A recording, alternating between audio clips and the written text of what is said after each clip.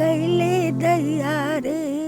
वो ममता मंदिर और संगीत की एक छांव है, खुद में बसी एक गांव है। वो कहानी नहीं समझ की एक तस्वीर है। गंगा किनारे हर रोज लिखती खुद की तकदीर है। वो सफर ना दिखने पे भी चलने की आशा रखती है। और सबसे अच्छी बात, हार कर रुक जाने वाले इस दौर में वो जीवन की अलग परिभाषा लिखती है। नसीब में जिसी को जो लिखा है तो कहाँ होगा। नमस्कार, मैं पूजा प्रिया और आप देख रहे हैं लाइव स्टीज। आज मैं आई हूँ दरभंगा हाउस के काली घाट पर। यहाँ पर आज मैं कोई खास वजह से आई हूँ। इस वजह के बारे में आज मैं आपको नहीं बताऊंगी। आज मैं सीधे उनसे मिलवाने जा रही हूँ जिनसे मिलकर आपका दिल खुश हो जाएगा। लेकिन आप उनकी मजबूरियों को देखकर खुद में कई सवाल आपके अंदर उठेंगे कि आखिरकार वो इस अवस्था में आज क्यों हैं। बहुत टैलेंटेड है, बहुत कुछ आता है उन्हें, लेकिन आज हम उनके बारे में आपको नहीं बताएंगे। आज उनके मुंह से आप खुद सुनिए कि वो यहाँ पर क्या कर रही हैं, कितने सालों से है और इस अवस्था में रहने के लिए क्यों मजबूर है। हम बात कर रहे हैं पूर्णिमा देवी की। जी हाँ, आप में से कई लोग इनके बारे में जानते होंगे, कई लोग नहीं भी जानते होंगे। तो आज हम इनसे बात करने वाले हैं और ये अपने बारे में खुद बताएंगी कि यहाँ कितने सालों से हैं और ये क्या करती हैं। क्या नाम हुआ अम्मा आपका? मेरा नाम पूर्णिमा देवी हुआ। मैं दार्जिलिंग महाकाल मंदिर का पुजारी का बेटी हूँ। इंटर साइंस लेके मैं पढ़ी थी दार्जिलिंग वेस्ट बंगाल में। उसके बाद मेरा शादी हुआ डॉक्टर HP दिवाकर के साथ। शादी होने के बाद मेरा पति का मर्डर हो गया। उसके बाद से मेरा मौसी यहाँ थी, श्रीमती दुर्गा देवी, रेडियो आर्टिस्ट थी। उनके पास मैं पटना चली आए। 84 में मर्डर हुआ था, 86 में मैं यहाँ पटना आ गए। पटना मौसी के साथ रहती थी, वो रेडियो आर्टिस्ट थी, हमको कमा के खिला रही थी। वो भी 89 में एक्सपायर कर गई। उसके बाद से मैं बचपन से संगीत का शौकीन थे, लेकिन मेरा पिताजी को पसंद नहीं था। इसीलिए जब मौसी मर गई तो हम इस संगीत सीखने के लिए गए। BN कॉलेज के सामने RN स्वामी मेरा गुरुदेव हुआ। नाट्यश्री संस्था चलता था सेंट्रल गवर्नमेंट का, उसी में गायिका के रूप में थे। 85 में ऑल ओवर इंडिया का कंपटीशन था गढ़वा में। तो यही ठैया टिकुली हेराई गई ले दैया गाने वाली शख्स मैं ही हूँ। सर्वप्रथम बिहार से ऑल ओवर इंडिया में मैं ही निकली। मैं ही निकली, लेकिन सेंट्रल गवर्नमेंट सील ले गया। पूर्णिमा देवी को क्या मिला आज तक? कुछ नहीं। इंडिया में नाट्यश्री संस्था नंबर 1 में था। गायिका के रूप में हम थे। राष्ट्रीय एकता पर गीत गाते थे, डांस का भी आइटम गाते थे। तो अम्मा, मुझे आपने गाने का जो जिक्र किया है, यही ठैया टुकली हेराइल बाटे दैया हो, ये गाना क्या आप मुझे सुनाएंगी अभी थोड़ा सा? थोड़ा यही ठैया टिकुली हेरा गईले दैया रे। सासू जी से पूछली, नाना दिया से पूछली। बहुत बहुत शुक्रिया अम्मा, आपने इतना अच्छा गाया। मैं आपसे उम्र पूछना चाहूँगी, आपका कितना वर्ष हो रहा होगा? मेरा 45 का पैदाइश है बेटा। अब शायद 80 में चल रहा हूँ। अम्मा जो 80 साल की हैं, रोज़ यहाँ आती हैं, रोज़ इस गाने को गुनगुनाती हैं, और जो भी यहाँ मंदिर में पूजा करने आते हैं काली मंदिर में, इन्हें अपनी इच्छा अनुसार कुछ रुपए देते हैं और अम्मा का घर इसी से चलता है। अम्मा कहाँ रहती हैं आप? खजांची मोड़ अनुग्रह सेवा सदन ट्रस्ट के अंडर में है, लेकिन 1500 किराया लेता है। कितना पेपर वाला लीक आउट किया कि माता राम को किराया मत लीजिए, लेकिन नहीं सुनता है उन लोग। अम्मा 1500 रुपया मतलब हो पाता है महीने में? कोई ना कोई दाता राम आता है। एक ठो था यहाँ अमेरिका में, उसने मेरा वीडियो देखा यूट्यूब वाला, तो उन्होंने हमको 3000 रुपया महीना भेज दे रहा था। लेकिन जब से लॉकडाउन हो आ गया तब से वो पैसा नहीं भेज रहा है। इंजीनियर था।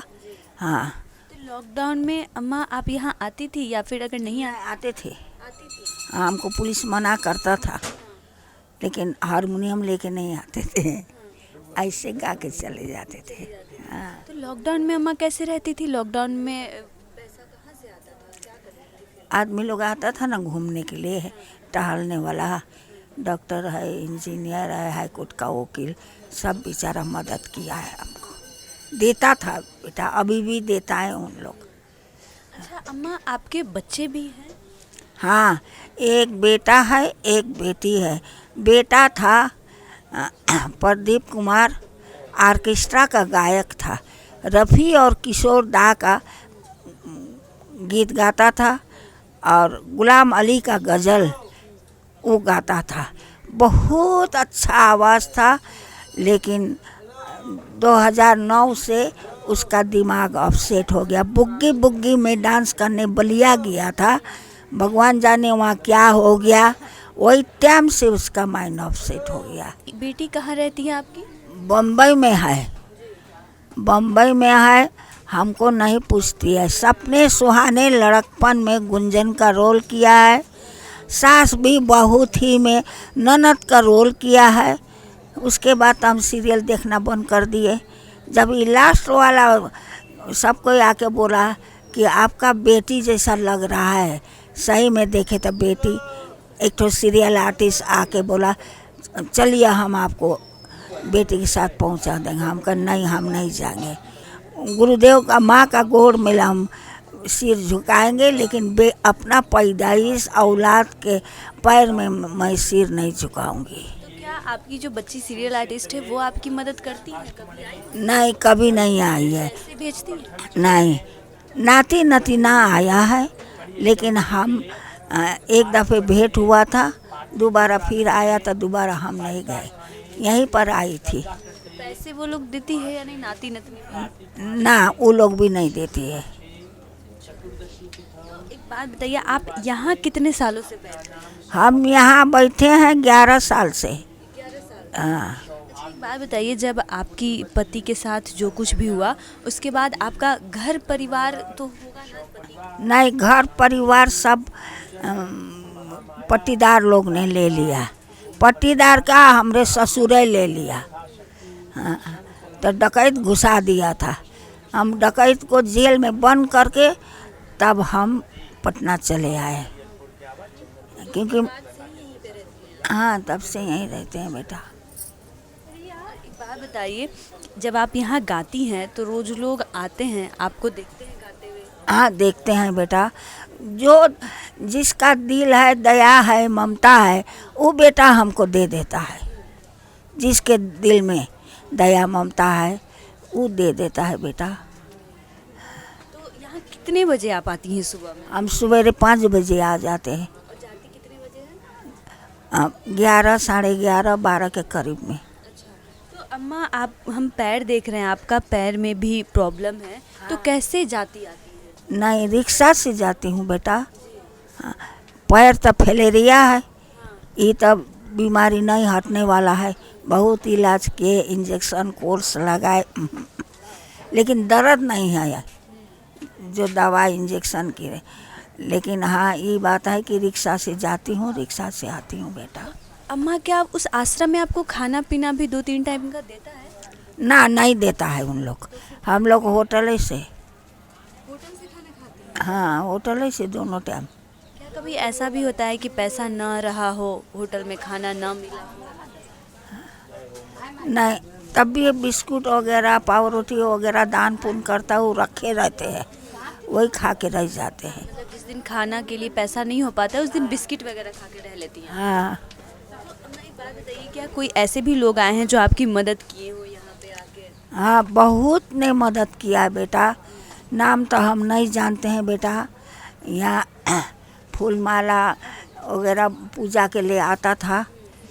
उसने भी हमको कई दफ़े 1500 रुपया दिया। और यहाँ का डीएसपी था, ये आसाम का डीएसपी आया हुआ था, तो वो भी हमको 1500 रुपया दे के जाता था।